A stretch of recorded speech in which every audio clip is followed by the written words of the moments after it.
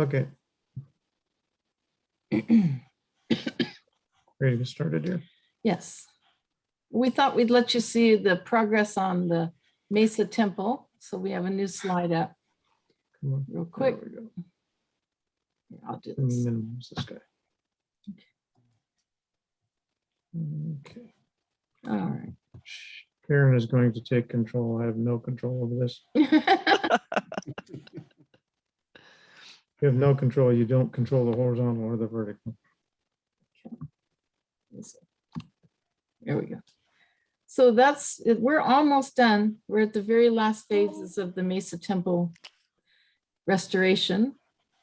And everybody's pretty excited about it. So today we're going to be talking about everything you've ever wanted to know about partner access for 2021. We're Ted and Karen Meyer from North America Southwest, multi-stake temple and family history consultants for the Scottsdale Coordinating Council.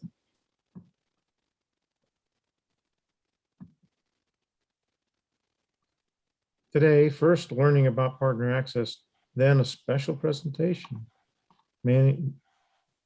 On merging by Katherine Grant. She's our special guest, and she's from the BYU Family History Library.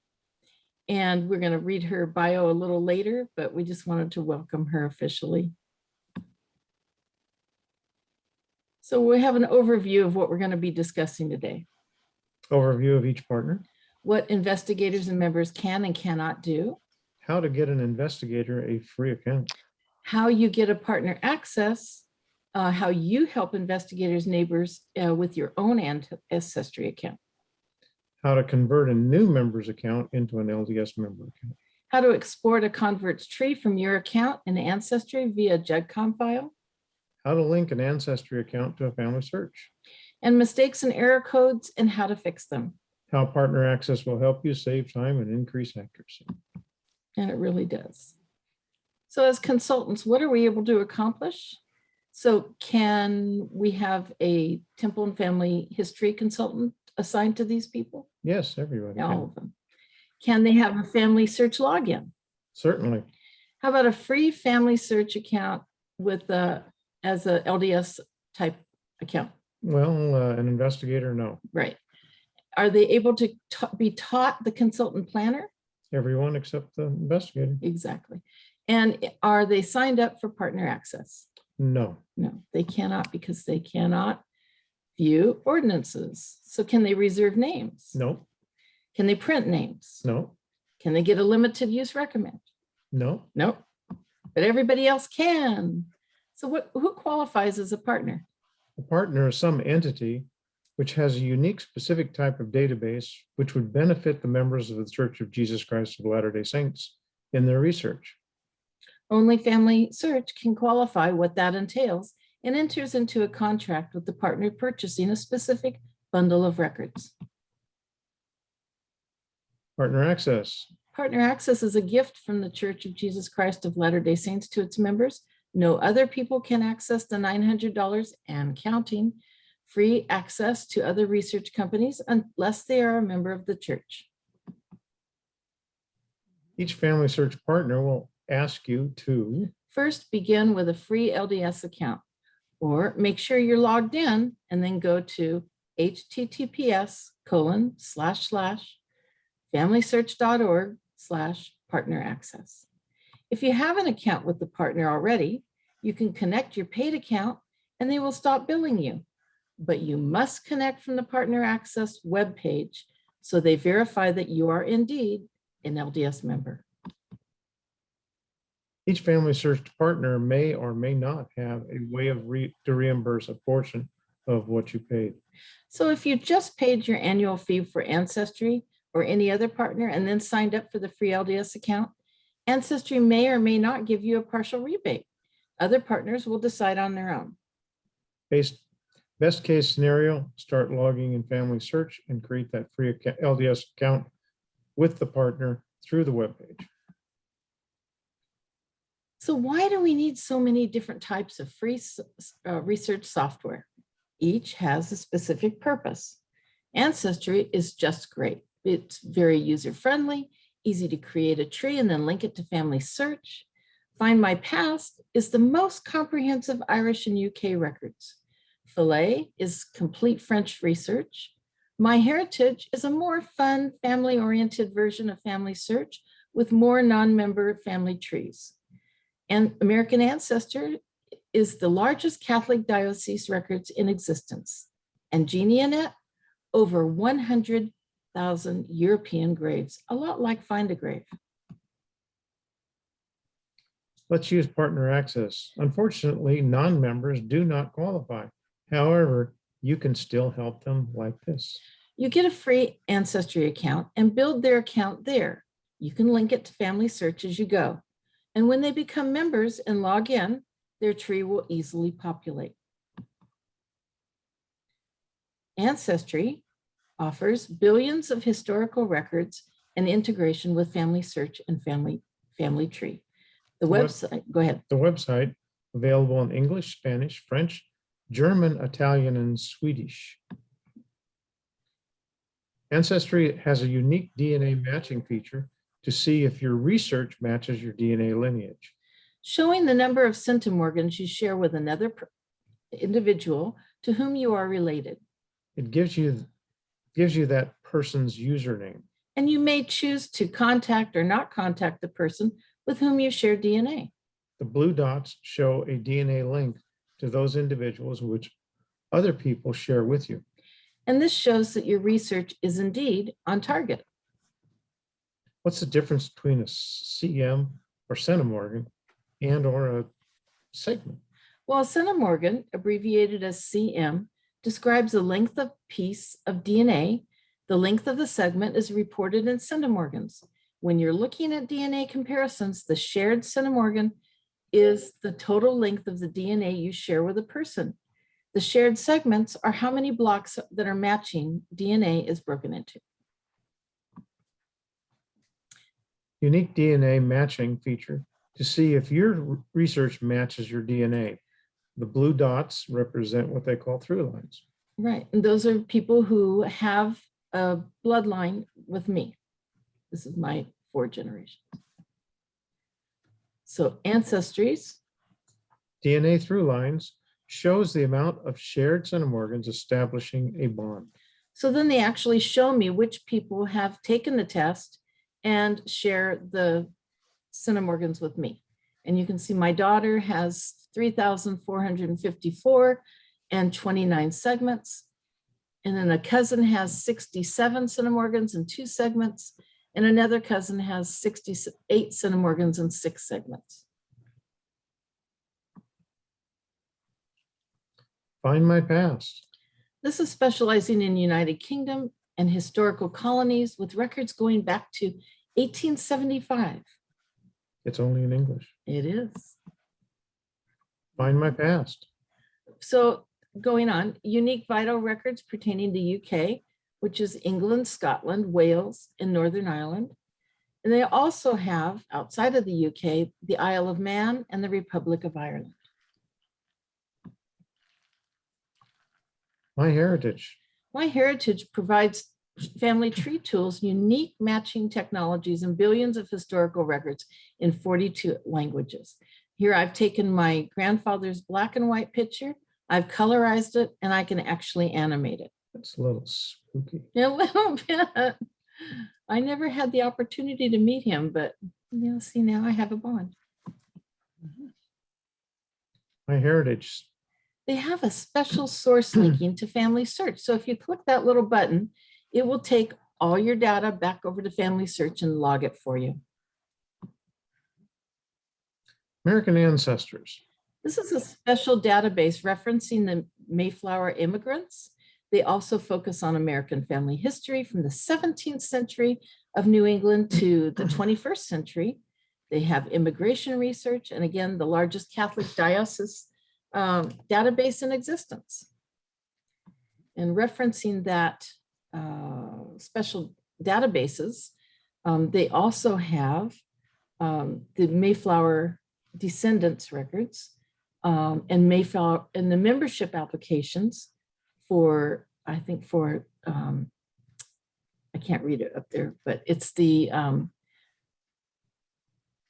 Come on, think. I just blanked out.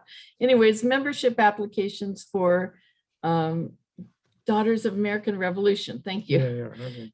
And war records, all military, everything from census, tax and voter lists to atlas maps and other reference materials.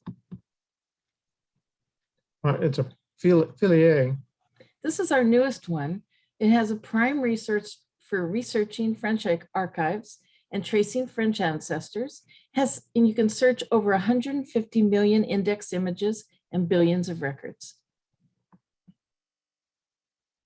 So they have digitized civil status of all of France from 1792 all the way to millions of shared family trees. Genie in that. This is a lot like Find a Grave for America. I just copy and pasted this off of their website.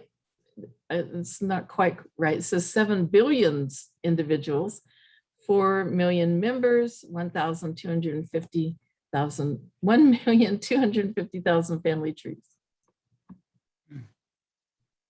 Indexing service opportunity offer. Right. So in the church, we always come across service opportunities, and they have one that people can use. We have an audience that's from the UK, and some of these are photographing cemeteries in the UK, and they have a splinter branch here in the United States that you can read more about in Ohio. It's 96% complete, but it's still over 142,000 There you go. records to do, They still need help. at least as of the time we got that. Yep. Let's see how you can use your account to assist a person being taught. Okay. So as a non-member, they can have a free family search account.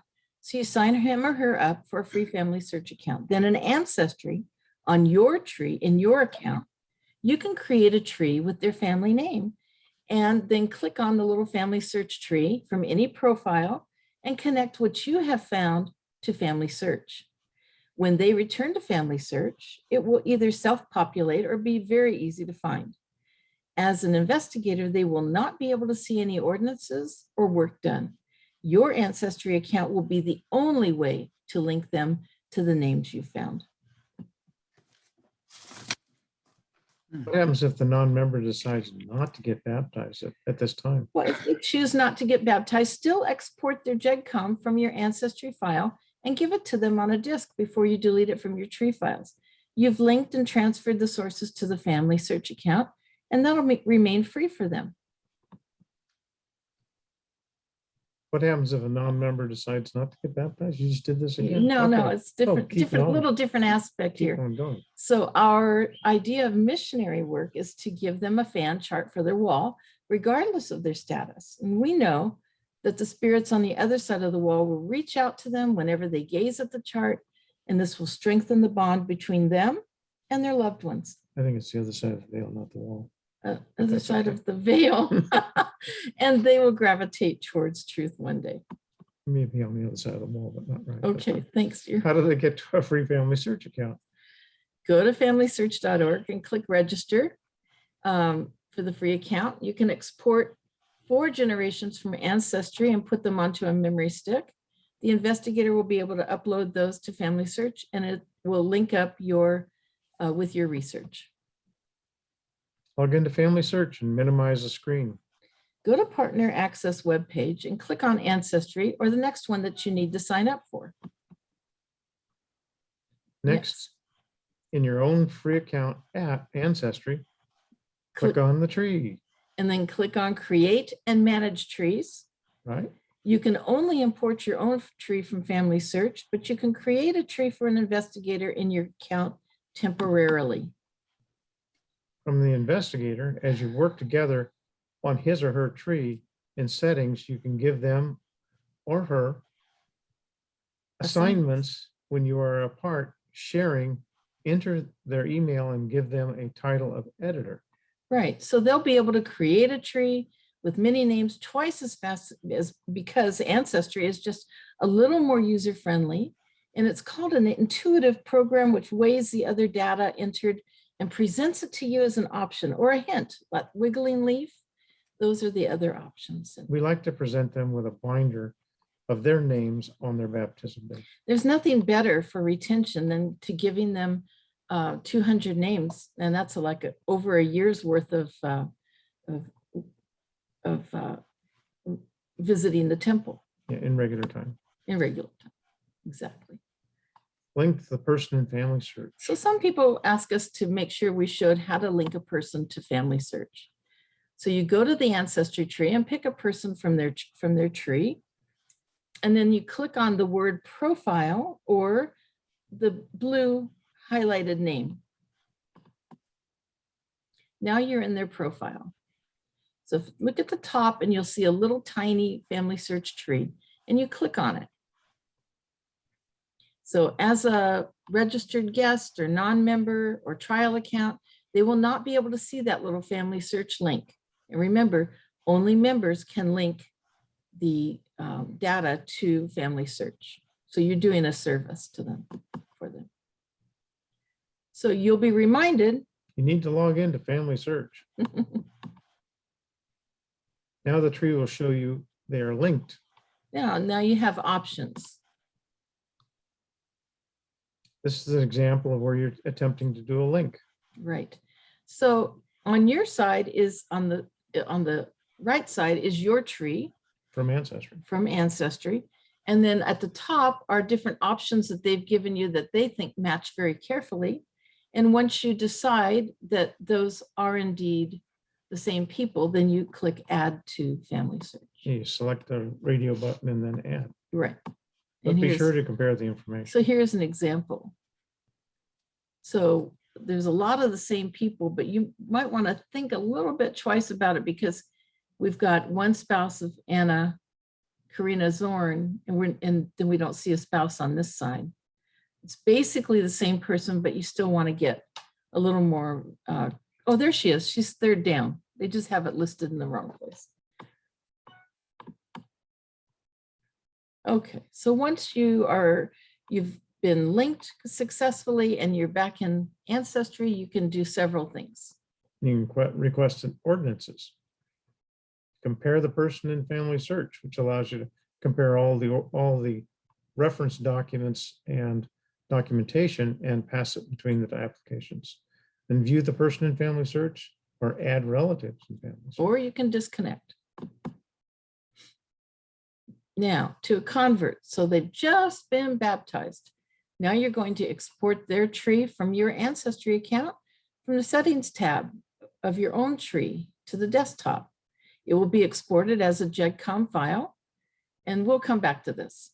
But once they become a member, you log them into family search and convert that member account, and then give them partner access. So this is how you convert an account. Some people didn't know that this is how you do it. Go to their free family search account, convert it to an LDS account by going to settings, And that's located in the top right, upper right corner.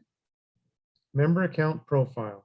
Under the upper right corner and enter Member account number, and then the last 5 digits of their account number, and that becomes their helper number. give them partner access. So at this point, I would log out, log back in again, just to make sure that that member account number is there, and then help them sign up for partner access once they're logged into family search with their member account number safely installed. Very important. Go back to partner access page every time you sign up.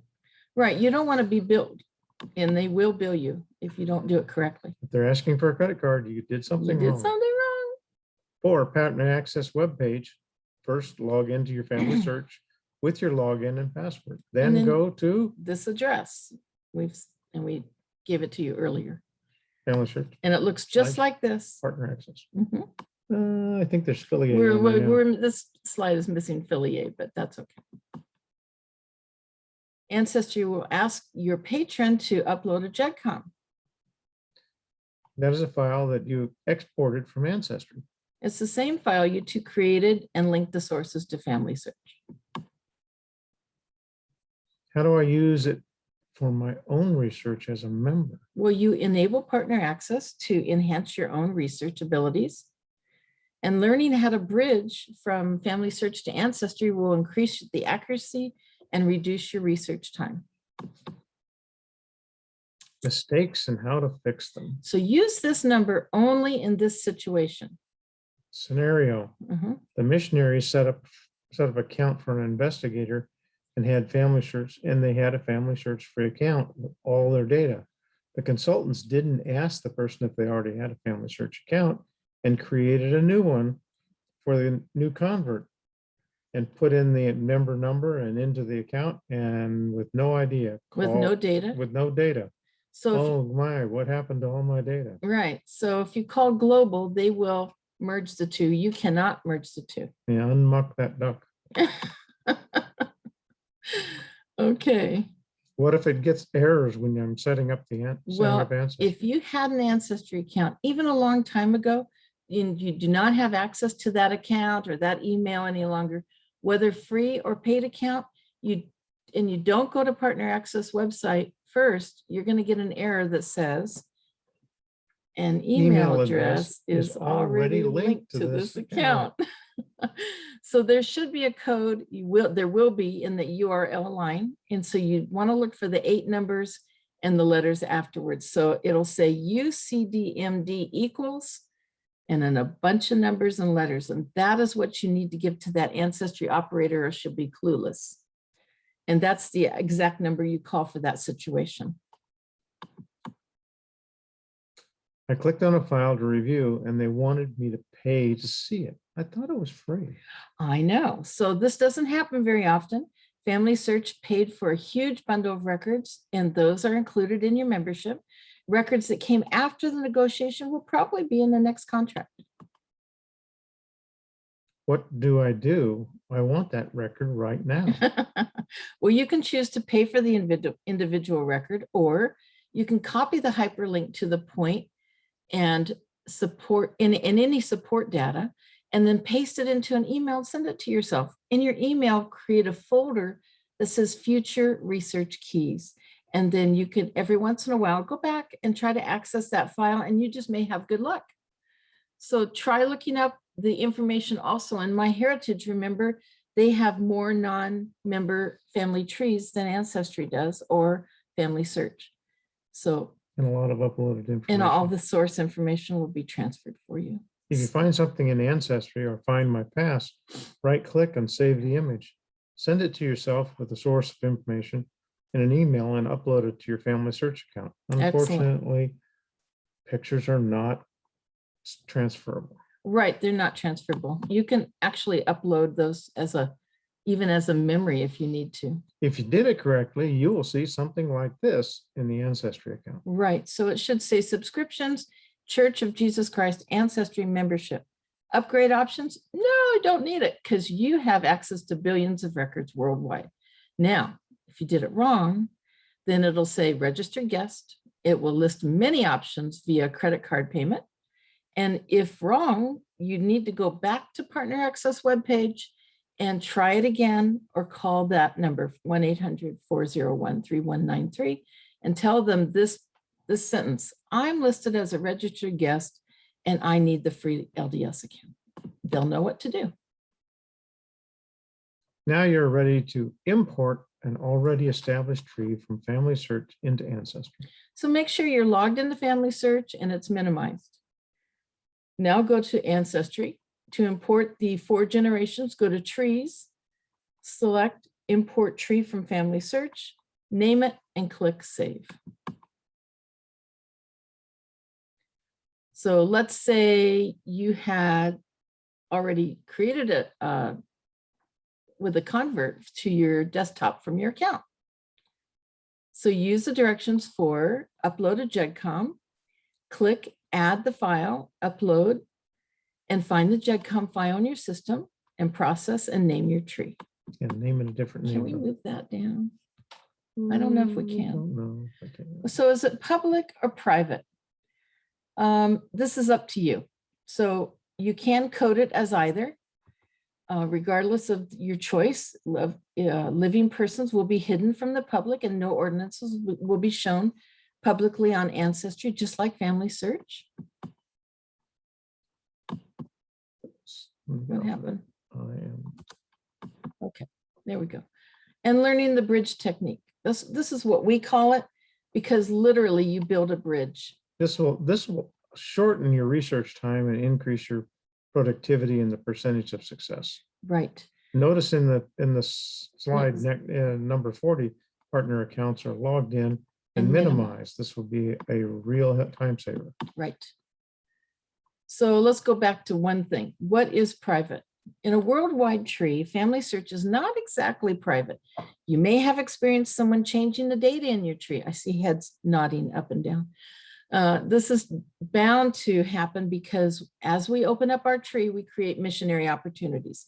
These people, remember, are finding pictures and data in their attics, and they're sharing it with us as well. So we need to protect our tree as best as we can. And the best way to do that is using partner access to add data and pictures in your base in Ancestry, and then link it to family search.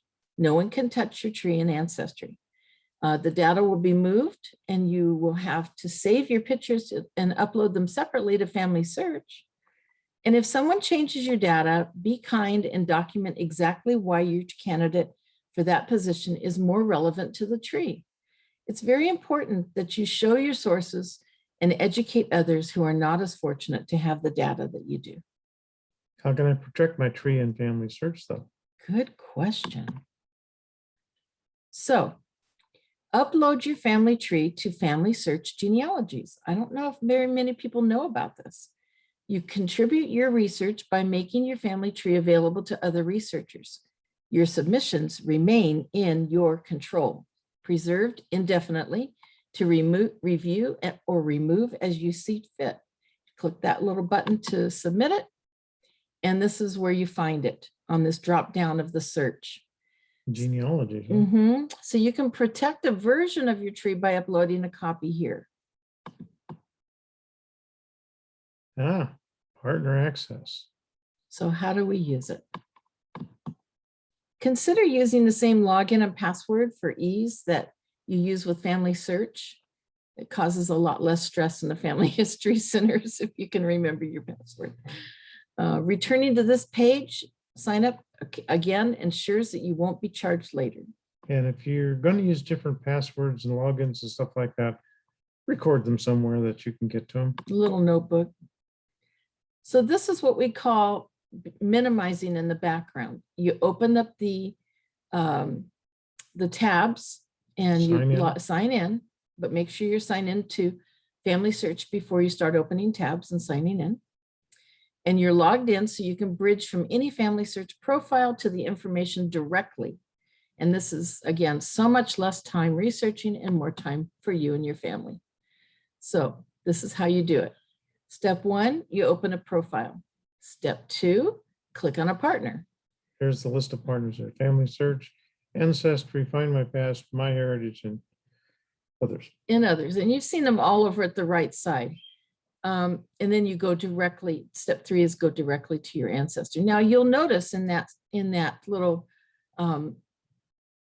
stream of partner titles with their little logos, one's missing and one is American Ancestor. So I have a call in to family search right now. They were going to try to get back to me by our go live time today, but they didn't. Why is American Ancestor missing from that list? They don't have an answer for me yet, but we're working on it and I will put it on our blog. And the nice part about this actually passes your information over. Right. So all the information to the left, your vital information for that person in your profile, is going to go directly to that partner. And it zooms right in. So that's basically our presentation on partner access. And we hope that's helped you. And this particular person, we did it for My Heritage, and they have 20 pages of 5 each of family trees. So this is what I meant by they have a lot of non-members that have put their family trees up on My Heritage and not knowing that they can get a free account at Family Search. And again, there's that little button that you can attach your source to Family Search. From My Heritage. From My Heritage. It's really very easy. And so now Presenting Katherine Grant from the BYU Family History Library. After years on the sidelines, Katherine began doing family history. Somewhat to her surprise, she discovered that she loved it. Her specialty is helping new family historians find success and maybe even avoid some of the mistakes she's made. Katherine teaches Sunday classes at the BYU Family History Library and presents at other family history events. Her column on family history ran in the Nauvoo Times for about a year and is still available online. In addition, she's a regular contributor to the Family Search blog. Katherine works as a technical writer and instructional designer with a focus on usability and process improvement. Her current work assignment includes developing training used on mobile devices. Besides family history, she loves uplifting music, thought-provoking books, and fresh raspberries. Do you want her to share, or do you want? Yeah, so I can do this, and it will take us to her link, and then we'll allow her to share that. Oh, do you know what, Karen? It says that the host has disabled participant screen sharing. We're going to fix it. Would you be able? Okay, thank you. Yeah, he's going to do that right now. Awesome. There we go. Perfect. We're going to mute and listen. Okay. Well, everybody, I'm so excited to be here with you today. And Ted and Karen, what a fantastic presentation. Thank you so much. I learned some interesting and very helpful things from your presentation, so I really appreciate that. So when Karen asked me to participate in this event tonight, she gave me some questions and asked me specifically to focus on merging. So we're going to have a merge Q&A, and here are the particular questions that Karen asked me to address. First of all, what causes duplicates in family tree? When should you merge? How do you get back ordinances that are lost in a bad merge? When you merge two people, does the system assign a new PID or ID number to everybody who had that person in their line? Number 5, when someone dies, who tells the ward clerk? Whose responsibility is it?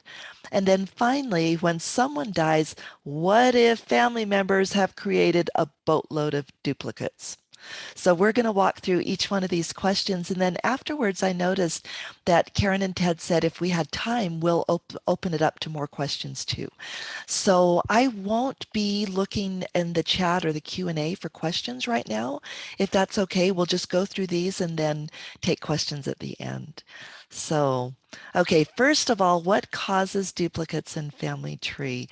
In my experience as a teacher and a stake and ward consultant, I've noticed 4 main causes of duplicates in family tree. The first one is what you might have heard Ron Tanner, who's the product manager at Family Search. He calls it the My Tree paradigm, where people believe that when they sign on to Family Search, Family Tree, that whatever they see is just theirs and nobody else can see it. And honestly, that's logical because what happens on Ancestry, right? As the Myers have just said, you can create a private tree there. But in Family Tree, you can't create a private tree.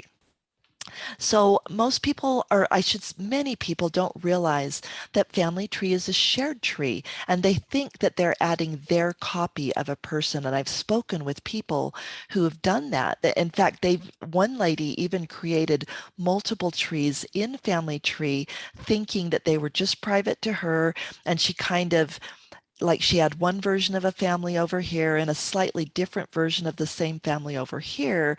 And she didn't realize that it was an issue to create duplicates, didn't realize it was a shared tree. So if anybody on this call or listening to this recording isn't familiar with the concept of a shared tree, think of it almost like a word directory. So when we go into churchofjesuschrist.org and we look in our word directory and say we look up the Relief Society president, well, I don't see, if we're in the same ward, I don't see a different version of the Relief Society president than you do. We all just see one record for the Relief Society president. So family tree is in essence the same thing. It's just a shared tree and everybody sees the same deceased people. There are no private trees in family tree. As the Myers said, if you want a not really private, but if you want a separate tree that nobody can touch, then use genealogies. But family tree is a shared tree that every user can see all the people in it except the living people. This second one might be actually the largest or the biggest reason for duplication, and that is relying on incomplete information when adding somebody. So what do I mean by that? Let's take a look at a couple of examples. So Family Tree finds possible duplicates by comparing information on two records. So here's an example. I have a lot of Gunton family in Norfolk, England, and I came across these two records. So here we've got Phoebe Ann Gunton. There you can see her PID. There's her christening and her parents. Then we've got another Phoebe Ann with a different PID, but look at the christening and look at the parents. It's Catherine, all, you may yes. not be sharing your screen. Oh no, are you serious? Yeah, I So you haven't. can't see anything that I've been talking about? Now I can. Oh, because I didn't touch anything. That is really weird. Hello, you've got to go up under View Options and click on that. And there's an opportunity to share screen with Ted and Karen and with Katherine Grant, at least on mine. Now I have my own Zoom account, so that might be only me, but everybody should try that. Up at the top, View Options, hit the drop-down menu and see what it says there. That's one way to do it. Thank you. Hey, thank you, David. And so Warren, was that you? And you can see it okay now? And is anybody else not able to see the screen? Please let us know, because that's important. That would make this presentation very boring. So if you can't see my screen, could you post a note in the chat?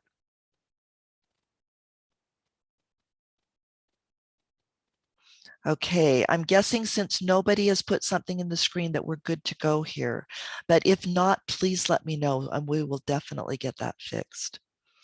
Okay, let's back up then, since it sounds like some of the screens weren't available. I won't back up too far because I think, let me see, I've got a, where's the back thing? There we go.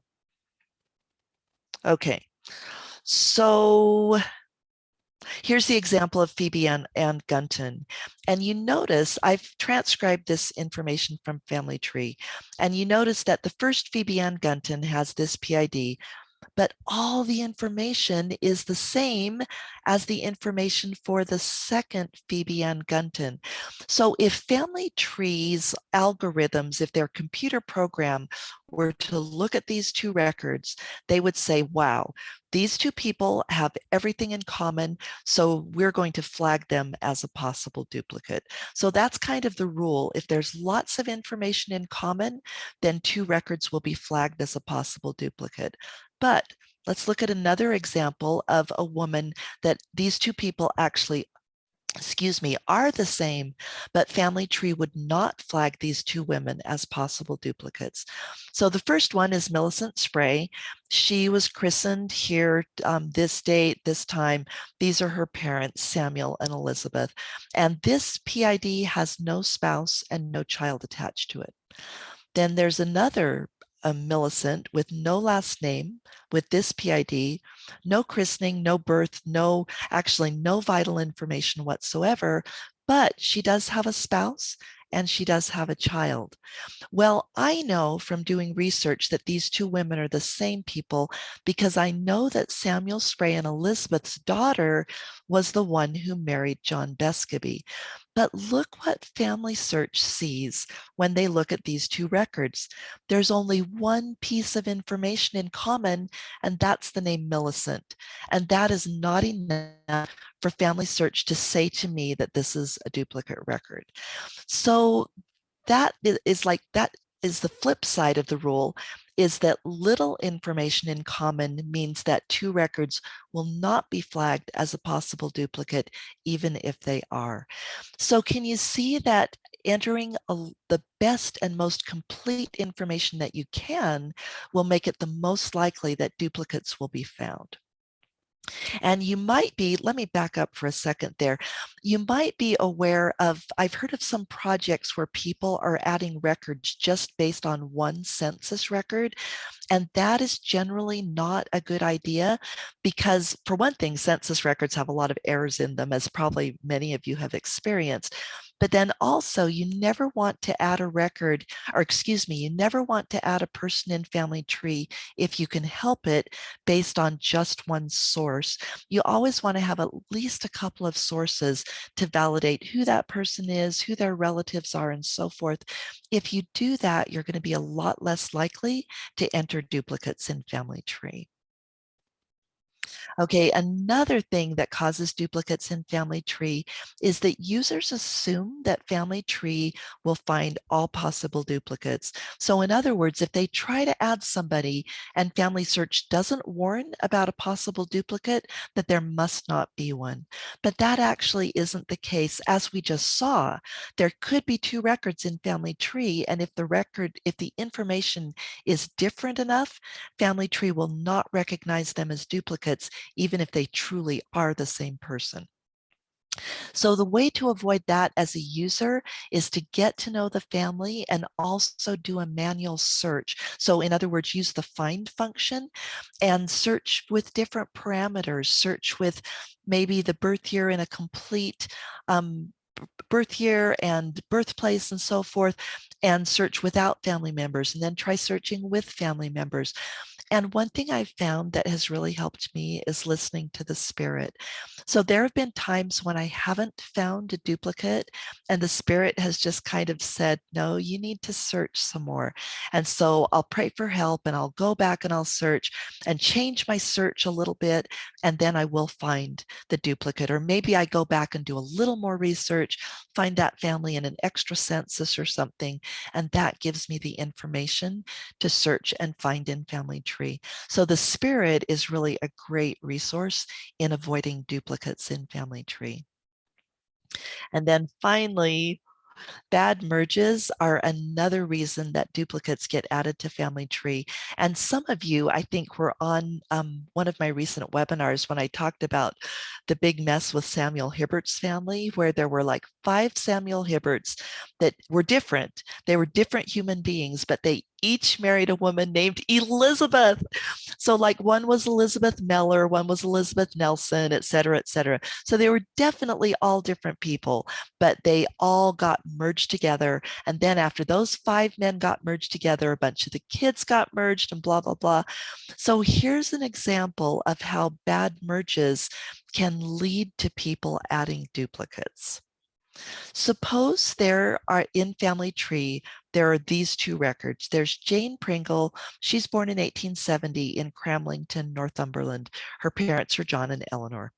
Then we've got another Jane, and she's born in 72 in Chatton, Northumberland. Guess what? Her parents are the same, well, they're not the same people, but they've got the same names. So I found, as probably many of you have, in certain time periods and countries, people will just reuse the same names over and over and over. And I've got like a bazillion John Pringles and Eleanors in my Pringle line in Northumberland, because I guess, well, John is a very common English name. Eleanor's a little less common, like the most commons are Mary, Elizabeth, Sarah, so forth. And Eleanor's not quite so common, but they kept reusing that name on the Pringle line. So I have a ton of John and Eleanors in my Pringle family. Well, suppose that somebody comes along and merges these 2 people. And then they merge the parents who are not the same people. And suppose that they chose to keep Jane, born in 1870, as the survivor, and they also kept her information and didn't move any of the other Jane's information over when they did the merge. So this Jane Pringle, in effect, is hidden inside this Jane Pringle. And you can't tell they're there, she's there, unless you go to the change log and look at the person that was deleted. They call it deleted, but it's the person isn't really deleted. They're actually really archived because they're still there. And you can find them if you go to the change log or if you know the PID. But suppose that somebody came along and they found this Jane Pringle and they had no idea about this bad merge. So they say, oh, I need to add this Jane Pringle born in 1872, and it looks like she's not in the system. So I'm going to add her. And her parents aren't there. So I'm going to add her parents as well, not realizing that this person was hidden in the bad merge. So that is another reason. On this Samuel Hibbert that I just told you about, I probably found at least 7 children that of the various Samuels that had been added as duplicates because somebody didn't realize all the bad merges that had been done. Okay, now I wanted to mention this particularly because Karen had mentioned this when she first sent me the list of questions. And sometimes there's confusion about things that cause duplicates. So here's some things that actually do not cause duplicates. Non-standard dates or places will generally not lead to a duplicate. Most of the time, the family search algorithm is what's the word, good enough to recognize, even if the dates, like it says, you notice that I used abbreviations back here for Northumberland. And so suppose that I had put that in as an abbreviation.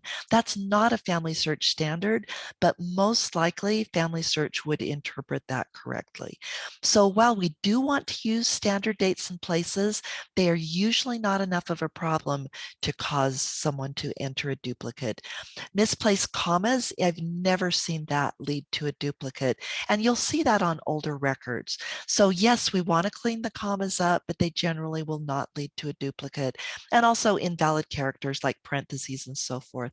So though I would worry, honestly, you guys, a lot more about those other things that we've talked about as far as causing duplicates rather than these. I think it's very negligible. It would be very unlikely. Like the non-standard data place would have to be horrible for it to lead to a duplicate.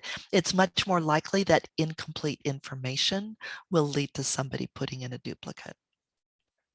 Okay, when should you merge? That is such a good question.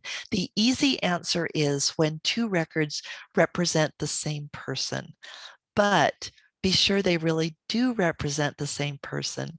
So the same name, the same year, and the same general location actually are not enough in many countries and time periods because in little parishes, people kept reusing the same names over and over again. So I've seen cousins that had the same name and they were about the same birth year and they were born in the same place. And one of the parents might even have been the same. It was John or William or whatever, but they were different people. And so that's not enough to say that they're the same person. You want to verify relationships too. And one of the most helpful things is to find the woman's maiden surname, because often that might be the key that will tell apart 2 families that look very similar, especially it's Samuel and it's Elizabeth, they have kids named John, Henry, Sarah, and Mary.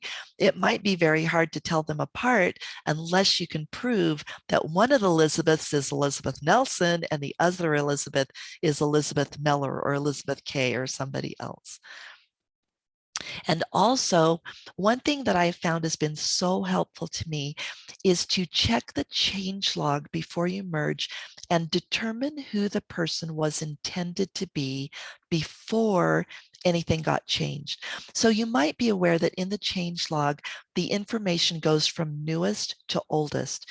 So to see who the person was when they were first created, either in Family Tree or in an older system, you open the change log, which to do that, you click on the right hand side of the person page. There will be a section called latest changes, and you click show all in latest changes, and that opens up the change log. Then you scroll clear to the bottom and you look at the information that was used for that person when they were first added to Family Tree, and that helps you understand who that person was intended to be when they were put in the system. So be extra careful if you see signs of bad merges. What do I mean by signs of bad merges? A very common one is 20 or more children. So most people did not have 20 or more children. And so that's a sign that maybe families have been merged together. A man with multiple wives having children at the same time is in a society that was not living plural marriage. So in Utah during plural marriage, yeah, you might see that, but not in 1840 England. You would not see that happening. So that would be a sign of a bad merge. Conflicting dates, conflicting places. If you see stuff like that, then really dig into that person, excuse me, and make sure that the people that you're going to merge really are the same people. So for more, just based on our time constraints today, Karen did ask me to limit this to 20 minutes. How are we doing?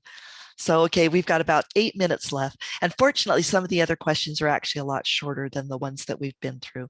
So if you would like more information, here are some webinars at the BYU Family History Library that go into a lot more detail on merging and telling if you should merge or should not merge. The best way to find these webinars is to Google BYU FHL webinar library, and then it's usually within like the top 1 or 2 results, and that will get you over there. Okay, how do you get back ordinances that are, quote, lost in a merge? Let's look at that. This is a little bit more complicated than it's going to sound at first. So let me be patient with me as I walk through this. The first thing that you want to do is repair the merge. So there's 2 possibilities. If no changes have been made since the merge, you just go into the change log and you click on merge.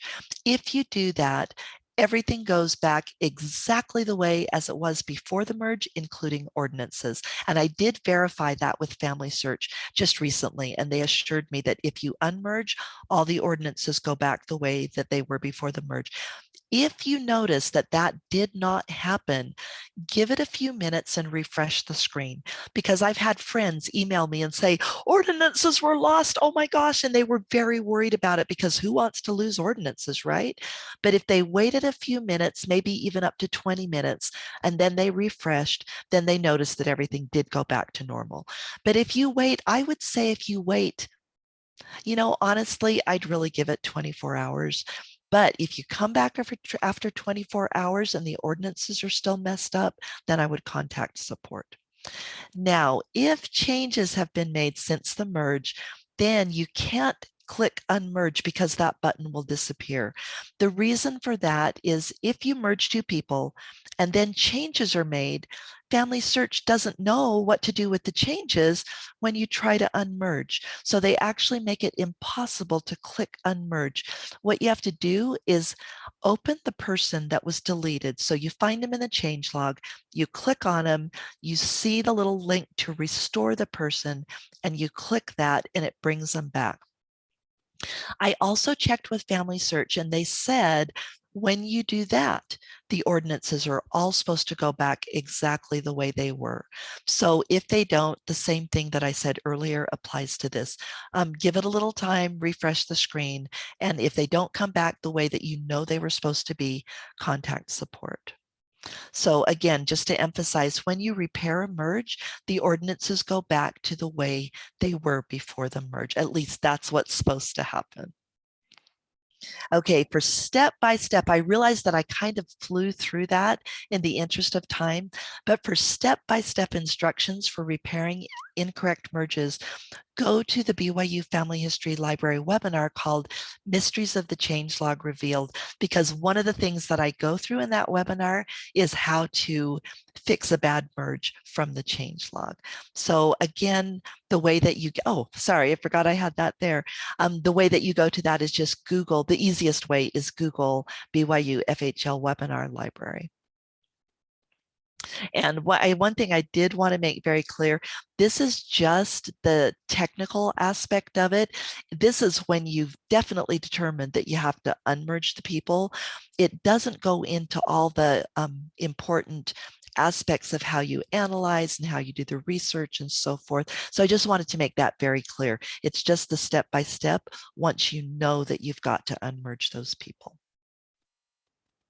Okay, one final comment on this as information. Fortunately, Family Search keeps temple ordinances in a separate database from Family Tree. So ordinances should never be lost. They might look messed up in Family Tree, but they will always be in the original ordinance database. Okay, I just misspoke there. There's actually like 5 ordinance databases.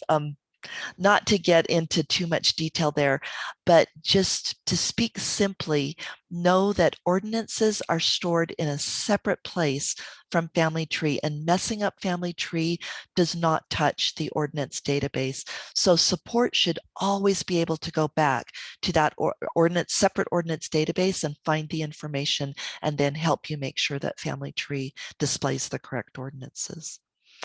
If you merge 2 people with conflicting ordinances, the system shows the earliest ordinance information. There are a few exceptions to that.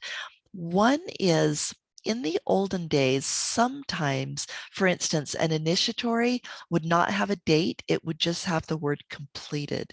And if that happens, even if you know that completed ordinance is earlier, the later one in Family Tree, the one with the date, is going to show up. And there's some other reasons why sometimes the earliest ordinance doesn't show up, but generally speaking, the earliest ordinance data is supposed to show up if there's a conflict between the ordinance information on 2 people that you're merging. And if you undo the incorrect merge in ordinances, again, if you undo them and the ordinances do not appear correctly, then contact support after you've given it enough time to refresh. Okay, here was a very interesting question that actually indicates a lack of understanding about the fact that Family Tree is a shared tree. So this person asked, when you merge 2 people, does the system assign a new PID to all the people who had that person in their line? So again, remember that in Family Search, we don't have separate lines. Everybody sees the same deceased people. So this question indicates the My Tree perspective, but there are no individual trees. So what happens is when you merge 2 people, you get to choose, in most cases, there are some exceptions, and if so, you'll get a warning. But in most cases, you get to choose who survives and who is deleted or archived. And so the PID of the surviving person is the one that everybody will see. Now, those words, you may hear me say that and go, okay, I know you're speaking English, but I really don't have any idea what you're talking about. So a picture is worth 1,000 words. Let's look at our friend Phoebe. So we know from this information that she's definitely a duplicate, right? So when I merged her, I chose this record to be the quote deleted or archived record, and I chose this one to be the survivor. And so now that I've done this merge, this is the PID that everybody sees on whenever they go into Family Tree and they look at this woman, no matter if however they're related to me or whatever, there's just one Phoebe Ann Gunton with this PID, and anybody that has her in their family is going to see this PID. So I hope that helps to answer that question. Now here's a really simple one, which actually I have to try and not cry here. My brother recently passed away. And some of you, my friends on Facebook, know that it was about 2 weeks ago, so it's still a little bit fresh. But when somebody dies, who is supposed to tell the ward clerk? And so I looked in the handbook to see if I could find the information, and there was no information about it. So as it turns out, I actually talked to our ward executive secretary. My brother died in a different ward, so I just wanted to confirm it with my executive secretary, and he confirmed that there is actually no rule about who reports a death. So generally, if the person was active, the ward clerk most likely is going to be aware of that.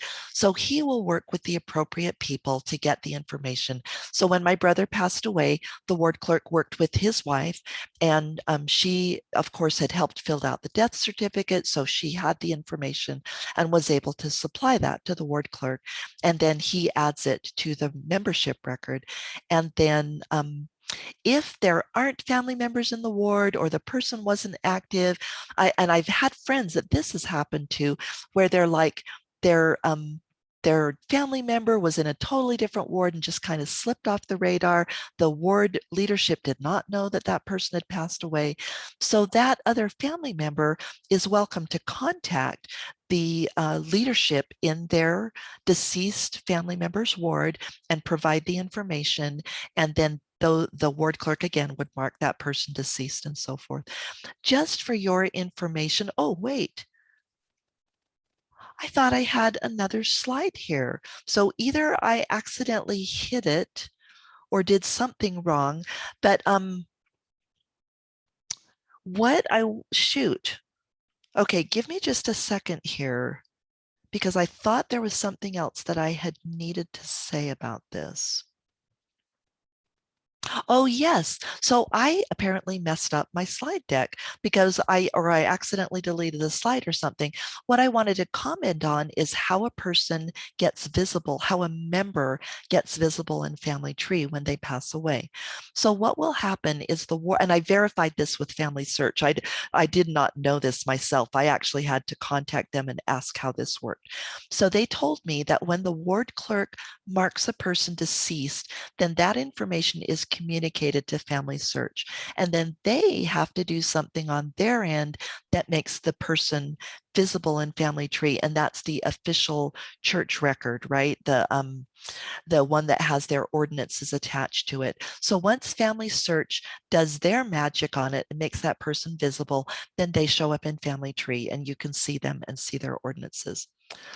You know what? Now I'm thinking maybe this actually leads into the next question, which maybe that's where the missing slide is. And I thought it was on this other one. Sorry, you guys. Because the way Zoom works, for those of you present, you may be aware that you can't see your speaker notes on this. All you can see is what you're sharing. Or if you guys know how to see speaker notes in Zoom, let me know, because I've never been able to figure it out. So I love how the person asked this question. They said, when someone dies, what if family members have created 40 duplicates? Won't it become a crazed merge fest? And you might think that it would, but there's some good reasons why that actually will not happen, fortunately, in most cases. So when a member dies, yeah, I think this is the slide that I thought was supposed to be in the other place. So when a member dies, the ward clerk marks the person deceased, Family Search is notified, and then they make the person visible in Family Tree based on the membership record. But Family Search will not mark any of those other 40 copies deceased, because Family Search only knows about the death on that official record that the ward clerk has marked. So there will only, okay, let me back up just a second.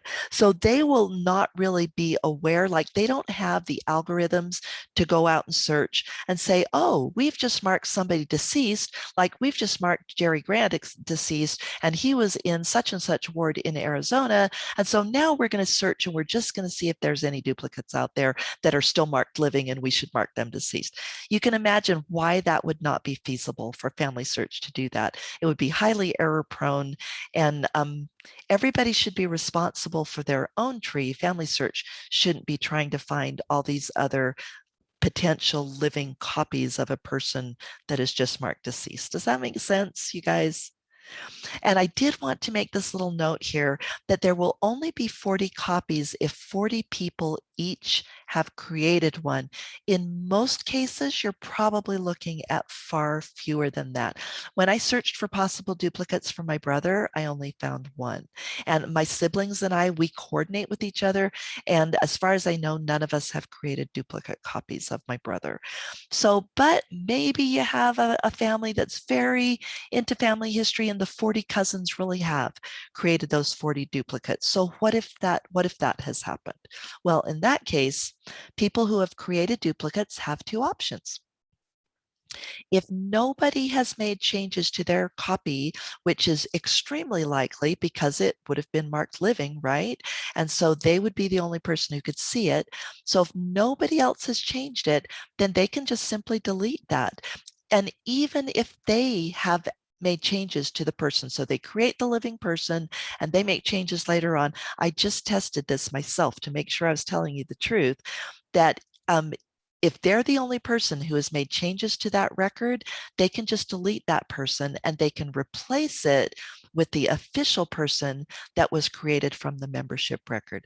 But if for any reason they cannot delete their copy of the person, then what they would want to do is mark that person deceased and then merge that copy into the membership record. So we'd want to make the membership record, the one based on the membership record, the surviving person, and that copy that somebody created would, in my opinion, there's no official rule on this, but I just think it makes more sense to have the official version be the surviving person rather than the new copy that somebody created that didn't have any of the official information attached. So, and that brings us to the end of the 6 questions that Karen asked me to cover. Oh my gosh, I went over time, you guys. I was not paying attention. I'm so sorry. I'm embarrassed. So Karen and Ted, I'll turn the time back over to you. Thank you. Can you stop sharing? You did Yes, a great job. absolutely. Oh my goodness, except I hate going over. I'm so sorry. Oh, no, don't worry about it. We're just, Okay, why is it Okay. stop share? There we go. Okay, there we go. You got all them? Thank you. This is for your learning next week.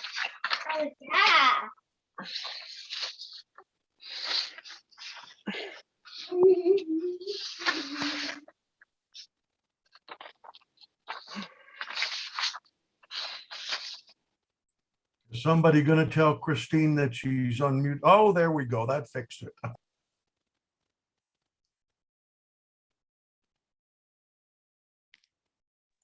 The kids were so much fun. You're not unmuted, Ted and Karen. Unmute yourself. well, I just wanted to thank you so much. You did a wonderful job. We're really grateful that you joined us today. Thank you, Karen. I appreciate that. And everybody who came, thank you so much for joining us. We hope you learned something new. If you have any questions for us or for Katherine, this is the time to ask them. I will go on forever, so just shut me up when you need me to. First big question for both of you and Kat. We have 5 different ordinance bases and people are all getting wound up about ordinance work, and I'm going, there's only 2 questions in my little mind. Was it done or was it not done? Mhm. And if it's been done, end of discussion. If it's out of order, what does it matter? If you Right. did it or somebody else did it, okay, we're letting false pride jump in the picture here. It's just done or not done. Now, is there an error in my thinking that way, Ms. the Myers and Katherine? I don't believe so. No, Okay. Yeah, the only time that I've found that it has been very sensitive for people, for instance, there was a ward member in California that I worked with when I was a consultant, and her husband left the church. And so she put some names in family tree that she desperately, and her children were heading that way too. So she put some names in family tree that she desperately wanted her children to do. And before she could reserve them, somebody else popped in and got them. And so that broke her heart because number one, they were close family members. And number two, she had desperately wanted that to be a sacred experience for her children. So I agree with you, David, that in the end, what matters is did it get done? And especially with people that are more distant, like if you did my 12th cousin 5 times removed, good on you. I'm grateful to you.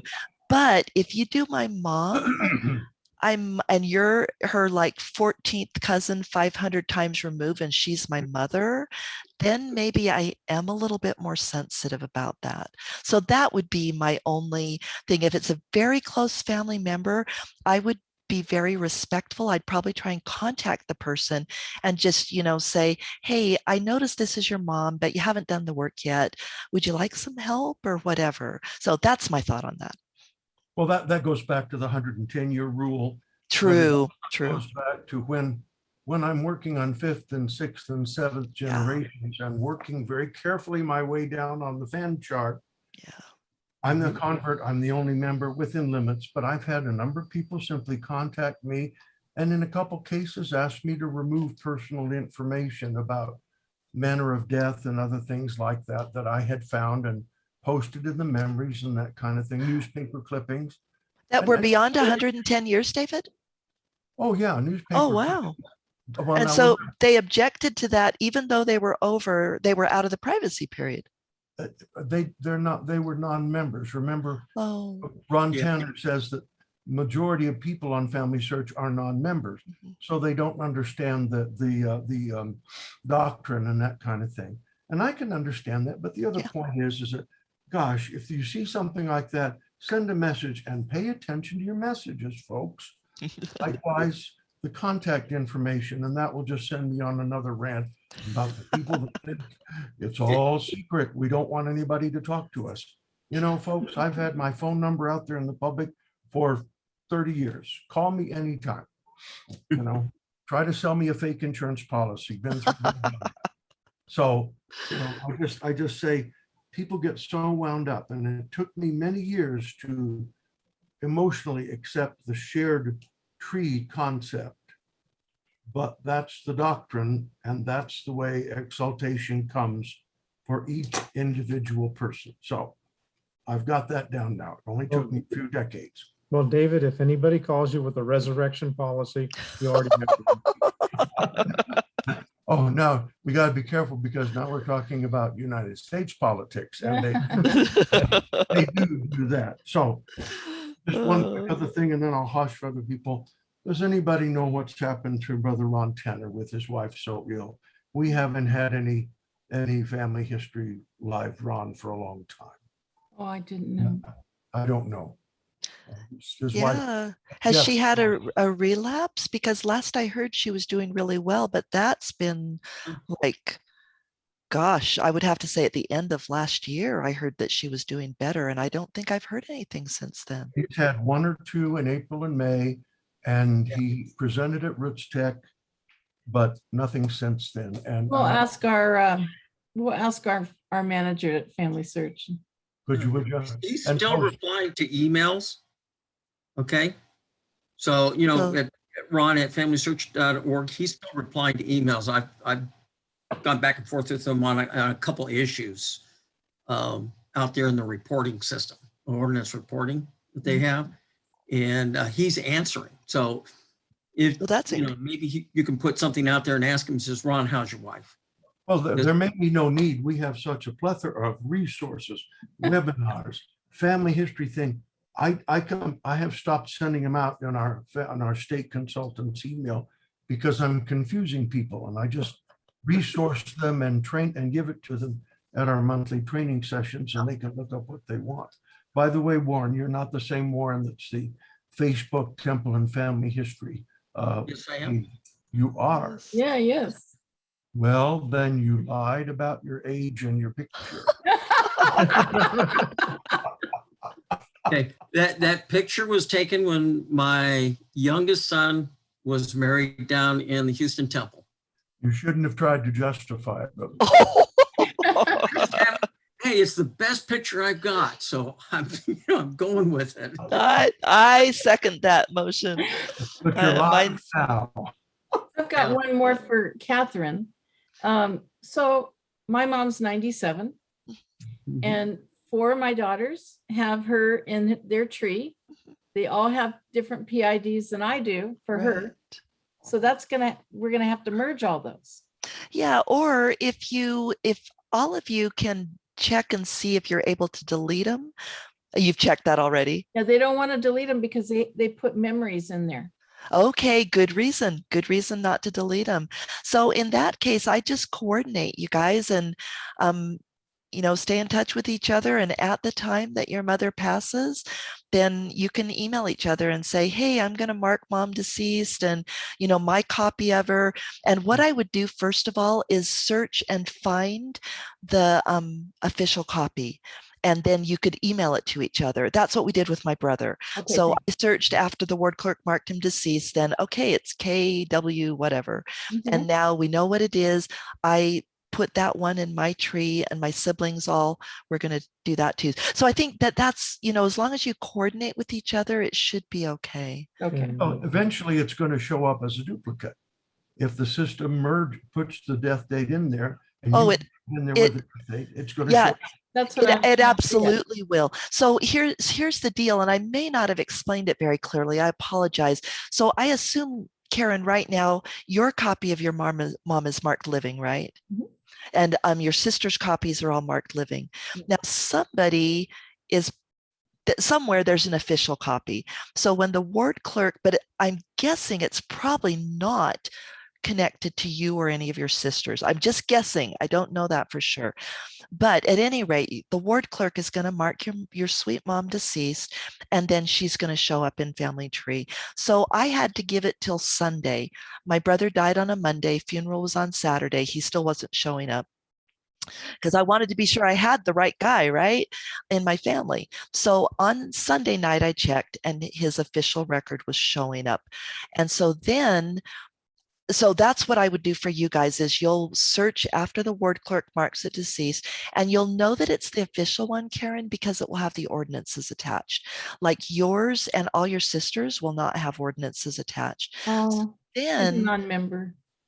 oh, okay, then there's no ordinances. Sorry, I shouldn't have just assumed. I apologize for that. So then in that case, then what I would do is coordinate with are there sisters members? Yes. Okay, so then I would just coordinate with them and say, hey, I'm going to mark mom deceased, and here's the PID. And then when you mark her deceased, they will be able to see her. And then they would mark their copies deceased, and they would know the PID that you sent them. And then they would be able to merge those two PIDs. That's perfect. So I'm so sorry that I assumed that she was a member.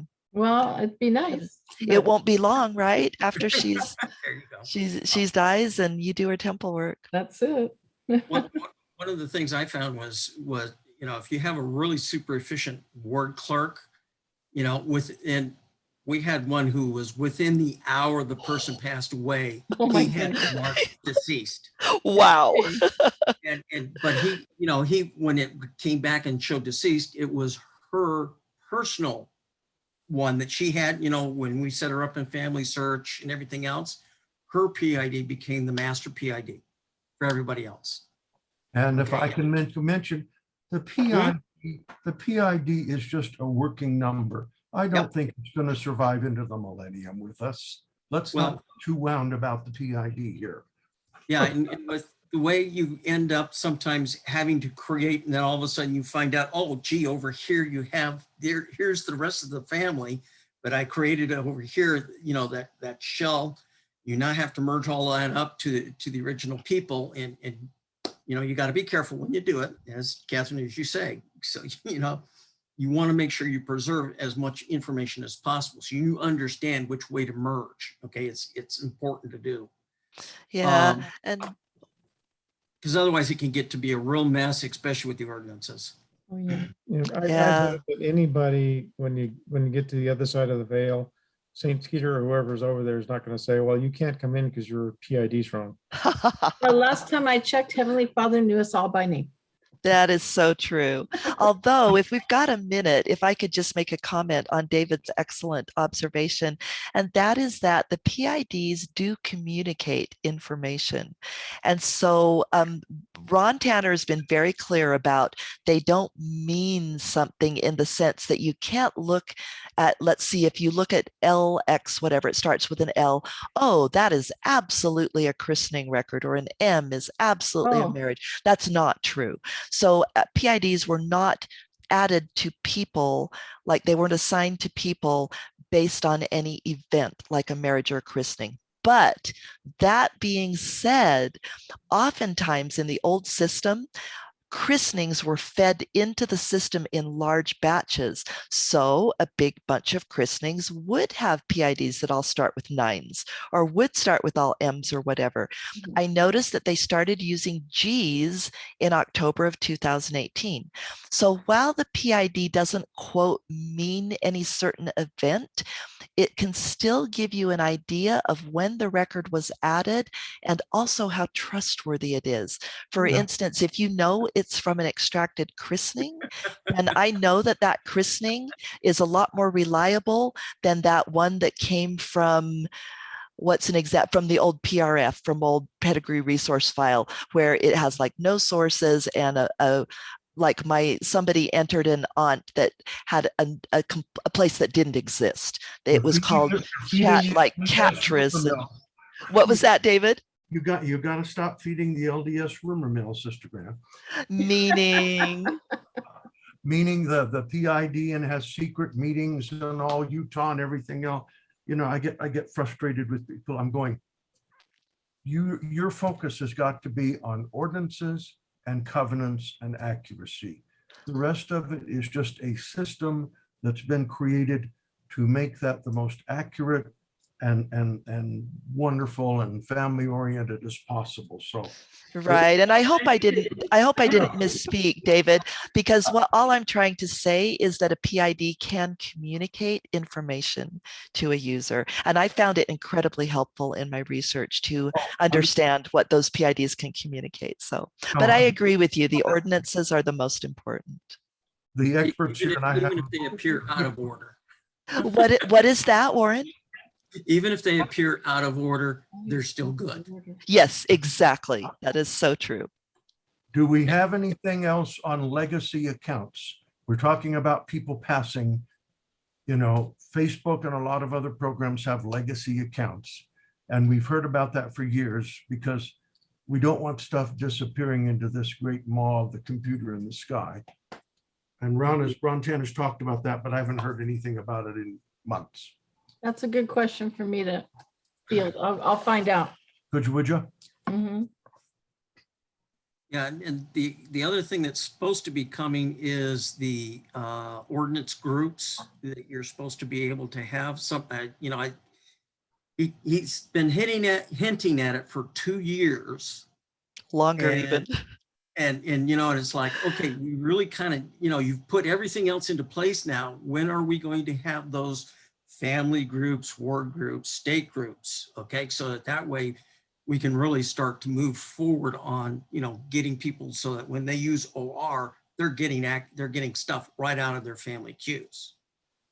Okay, and so, you know, I know he's mentioned, and like you, David, I've listened to several of his presentations. He said by the end of the year, we're supposed to have that out there. Oh, he did? Yeah. That's awesome, because the last presentation I heard, he had said, we don't know a date. So you've obviously heard something more recent than I have heard. It was on one of his Q&As Okay. where he said that, because sometimes he'll say things in the Right. Q&A that he won't say somewhere else. Right. I guess That that's is good the end of news. Which year? Hmm? The end of which year? Yeah, well, you see, that's what I thought 2 years ago as well. Okay. But, you know, We're but at skipping least 2020. the subsystem support stuff is there, you know where we have all the temple queue, We have the completed ordinances now out there. We have, you know, the integration with OR and all that stuff that's happening. And that really gives us kind of a support point of where that's the next thing to add. And I'm just hoping their programmers get to it this year, because boy, that would sure be nice to be able to teach people, hey, this is where you go. Yeah. Okay. But I still tell people, when you get an ordinance ready, you got to go check it. Sorry, you got to go check it. Absolutely. With all the bad merges out there, there is such a high possibility of getting an ordinance that's not valid, or somebody that's in the wrong family or whatever. So yeah, I totally second what Warren said. The other thing is, as I told my dear friends in priesthood, who I sit close to the door so I can run if I need to. I said, brethren, if you use ordinance ready and I find out on your fan chart there's anything newer than 5 generations with a blank on it, you're in trouble and I'll be by. Ordinance is ready. You know, I'm glad that it's there. But the idea that you'd be taking a name that's so distantly taken away from your family, when your own family members, whom some of you may not know because you haven't researched, are waiting for you to take care of their work. That's not really a shame on you moment, but it is there's a blessing and an opportunity here, brethren. Pay attention to what we're supposed to be doing. Mm-hmm. Of course, the sisters know it already, so I just quit talking. Well, we better wrap this up. We're really grateful that you're all here. We love doing this. And we're going to do troubleshooting the tree next month. Show just different tips on how to find errors really quickly. Thank you, thank you, thank you. Sounds awesome. And thank you for having me. I'd love to participate in future sessions anytime that you would like. I had a delightful time. Oh, I'm so glad. I look forward to Thank you. meeting you in person sometime. Likewise. Karen, it looks like we have a Gordon Bowley that joined us. Hello, and Gordon. Oh, that's my cousin, you guys. This is my cousin, Gordon. Hey, Gordon. Hi. How We much just did you got- have to pay him to come? A lot. It was a ton. So, but he's my cousin and I love him. So it was worth it. Okay. Sorry, we just got back from a family trip. We went down to, it was about 100 miles away, and went to a family graveyard, and I found 4 plots with family names in them, and I Oh, took some pictures with my GPS, so they're all geotagged, so that now somebody can have the GPS coordinates to go find them. that's wonderful. That is awesome. Fabulous. I guess I missed the presentation. Well, but- that's okay. We're going to put the recording a little later tonight on our blog, and I've listed our blog in the chat area. So On the, right here on Group chat. oh, okay, well, I don't see it. If you Yeah, have that something if to you write with, I'll tell you what it is. Yeah, if you join after, you can't see the history. So he would not be able to see the link. Okay. The history That's will right, show yeah. up in when we do our, Yeah. Makes Okay. sense. So it's in. You have something to write with? why don't you type it in? Can you see it if I type it in now? Oh, yeah. Yeah, Yeah, because yeah. now he's joined. It's just that Okay. Zoom doesn't allow you to see anything that happened in the chat before you joined. Yeah, that's right, yeah. So There's I guess the gist of the presentation was to be on partner access and merging files tonight. Yes. Yeah, It's I mean, very I just clicked on it just for fun because I thought this meeting would have been done long ago. And we're glad you did. Yeah, It's well, it said 5 o'clock and it's now 9:30, so that's like, well, 9:30 my time, so it's like 2.5 hours you've been going then, is that? yeah, we went, no, hour we and a started half. at 5, so it's an hour and a half we've been going. Remember, Yeah. Arizona is California at this point. Right. Arizona is the intelligent state that doesn't change times. So- Okay, Oh, I'm okay. about to make a political We're comment here. coming right up on 6:30, Oh, okay, see, I'm 9:30 my time, but where are you? Peterborough, Ontario, Canada. Oh, Canada. And Christy, where are you from? He's on mute. Yeah, you gotta unmute. Gotta unmute, Christy. I'm in deep South Texas. Oh, Awesome. Woo. Where- Down Whereabouts? on the Corpus Texas Christi or something? Mexico border, McAllen. McAllen, oh, Oh, you got all those immigrants coming in. oh, Yes. bless your heart. How are they faring down there? It's just such a I terrible mean, situation. we've done a lot of service projects and things. Yeah. One of Well, my make daughters sure that served we in- have your email in the chat area so that we can add you to our Zoom calls. Well, I see that you guys have done a lot of these meetings then from your group. Is that right? Yes, Yeah, because I recognize your name, Ted and Karen Mayer. Is that Meyer. Meyer? Okay, Uh-huh. yeah. I see that. I've seen quite a bit on this is the first time I've been able to join, but I guess I was too late. Well, we're glad you did. That's great. Yeah. And I missed another of Catherine's one on Wednesday because I had a bunch of little grandchildren running around. So Oh, how fun. Which that was way more important. And both of these were recorded. Yeah. yes, yeah, you'll have to tell me, Catherine, where that I can find that one because there You was some bet. really good slides in there that I'd like to see again. Awesome. Will do. And then tonight too. Yep. That I think Ted and Karen, you'll just put that on your blog, right? The We link to will. the recording. Yes. Cool. Yeah. We'll put the recording. in. NASWfamilyhistory.blogspot.com. Yes. uh-huh. Correct. Yeah, okay. We usually add a link to a PDF that's clickable. So if there's any links in our presentation, you don't really have to take notes. All you have to do is get the PDF and click on them. Nice.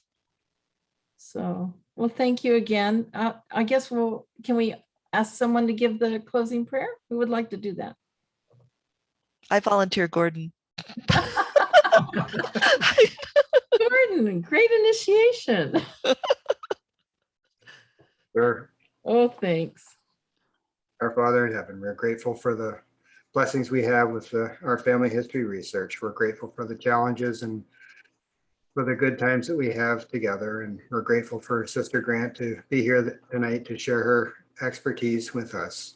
We're grateful for the gospel in our lives. And we ask for a blessing upon us as we go our separate ways this night, that we'll have thy spirit to be with us and remember the things that we've learned this day. And these things we say and ask thee for in Jesus Christ's name. Amen.